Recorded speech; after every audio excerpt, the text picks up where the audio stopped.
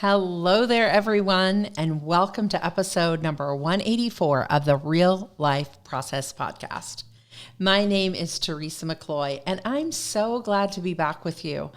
It is 2022, and it is summertime here in Central Illinois, and so we have a little bit of a heat wave going on this last couple of weeks, but it is a beautiful day to be together on the podcast episode. Every week here on the podcast, we invite you to come along with us as we share tips and stories and practical action steps to help you live your life from rest, not rush. So whether you're a first-time listener or you've been with us for a long time, we're so glad you're here, learning to combine both your life and your work together as we live in this place of rest and create a modern day rule of life that we can live into to help you thrive in your life and in your work. So welcome back, or welcome here for the very first time. We're just glad you're here. And today we're going to be finishing up a series that we've actually been in. We've been walking through all the components of the real life process. We're so excited about our book that's coming out this fall. And we have been actually kind of visiting all four of the components of the process. We've talked about the pre-work of the process and things that you can dive into there. And today we're actually going to wrap it up with what we call the 90-day reset. How do we sustain this on an ongoing basis? So we're super excited to be with you today on the episode and talk through the 90-day reset.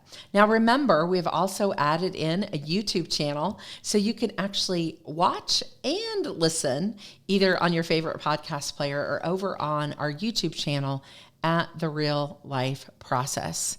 So let's dive into the content that we have for today and talk about this sustainability of the process.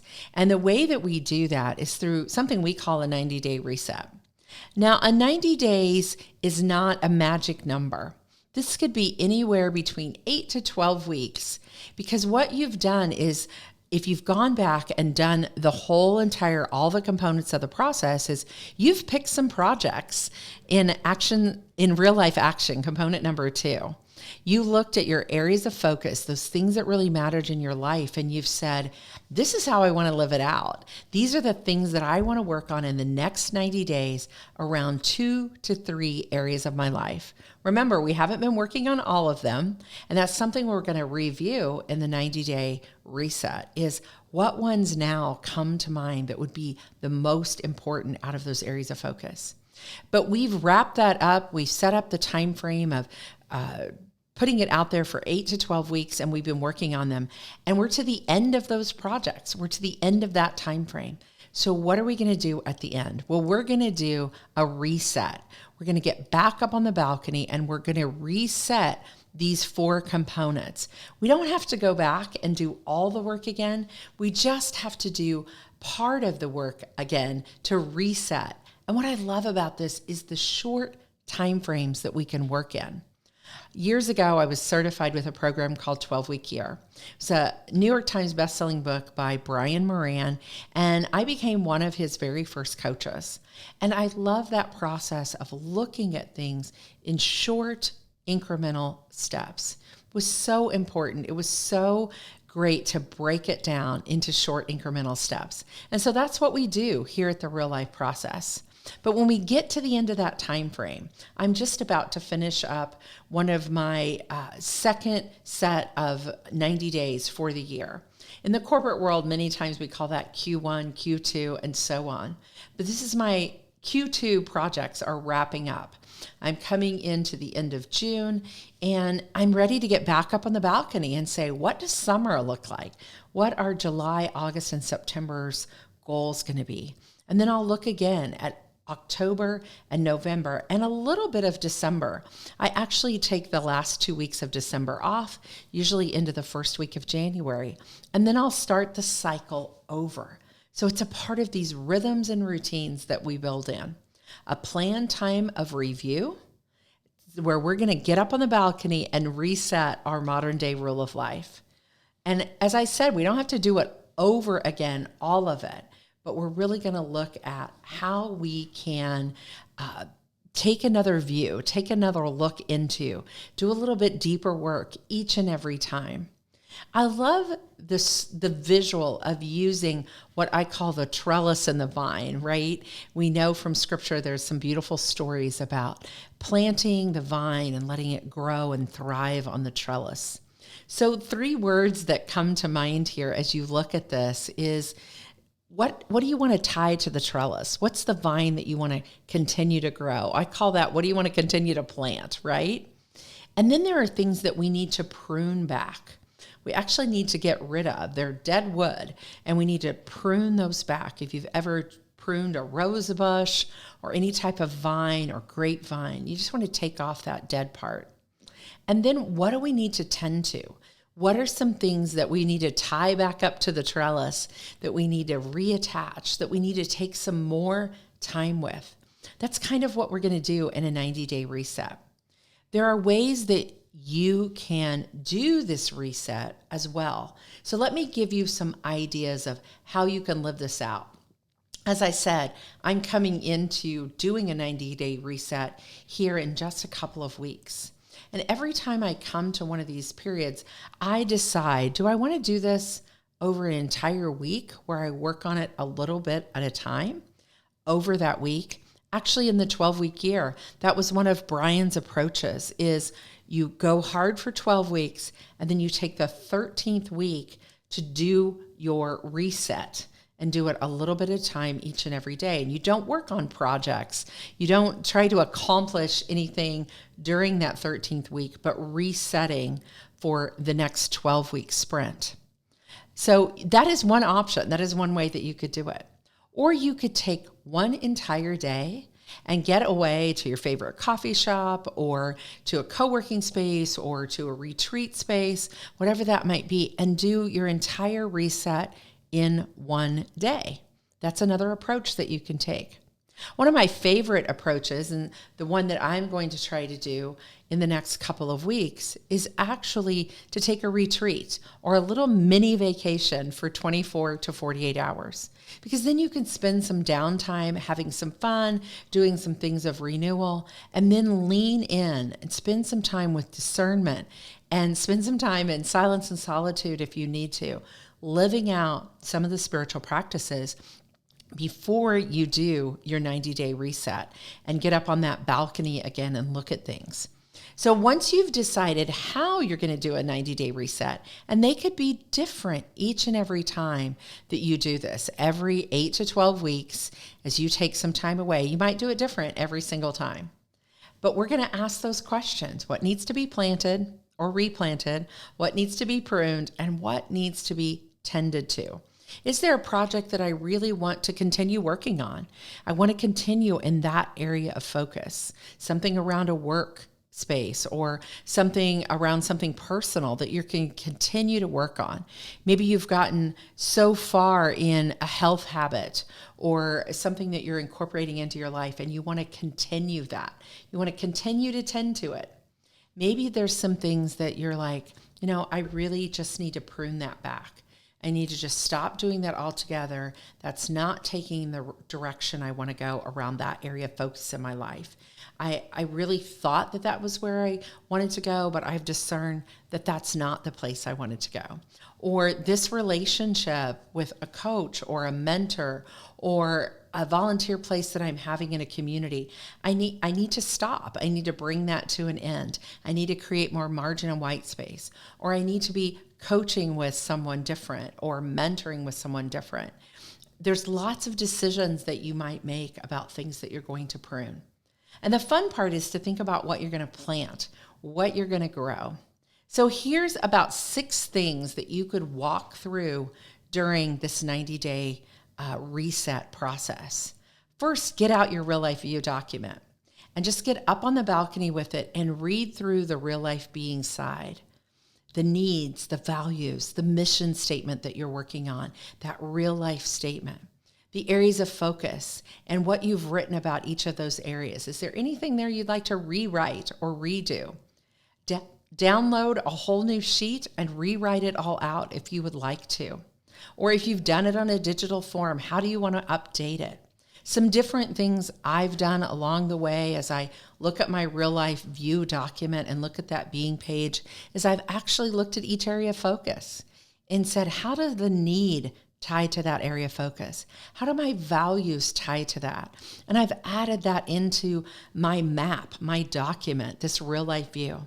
I've looked up different scriptures that really speak to me about each area of focus. So these are all ideas and things that you could do to lean into continuing to build out your real life view document. Then on the back page of your real life view is what you're going to update each and every time you do a reset. What are the projects that I want to work on? You might want to go back and mind map those out through your areas of focus. You've chosen a certain area and you say, this is the one that I think this season, during these next 8 to 12 weeks, I want to give attention to. And so if that's the one you want to give attention to, let's do a mind map around it. Let's find what's the project that you want to move forward with. Or maybe you have a project from an area that you didn't do in this 90 days and you put it aside and you kept it on your wish list as one that you want to give attention to. A new way that you're going to grow and continue to move forward. A next step in that area of focus. Once you've decided those 1 to 3 projects that you're going to work on in the next 8 to 12 weeks, in the next 60 to 90 days, then go back and maybe do the present block worksheet again. The ones that ask you those questions of, how do I want to take care of me? What books do I want to read? What places do I want to grow myself in my health and in my self-development? What are the things that I can name that I want to do in the next 90 days? Things like, I often put down, I want to read one book and I'll put what it is. I want to start listening to a new podcast. I have a new way that I want to journal or something new that I want to do. And again, you can think about, what do you want to prune back on? What's been working? What's not been working? What do you want to plant new? Is there a new way you want to approach how you're exercising or how you're studying something? And then again, look at the people block worksheet as well. What are the areas where you want to cut back, or what do you want to add in a new relationship? Who can you ask for help in an area? Are there places in your family or your extended family you want to make sure you give attention to? Are there any special birthdays or holidays or anniversaries that you want to make sure that you're present for and you're blocking that time in your calendar right now for those people that matter? And then review your calendar overall for the next 60 to 90 days. What does it look like? Is there enough white space where there needs to be? Are there things that you want to adjust in your present blocks or your prep blocks? Do you need as many prep blocks as you used to have? Do you need more prep blocks? What does your calendar look like overall? Are there things that you need to let go of? And then actually write out your new real life view document.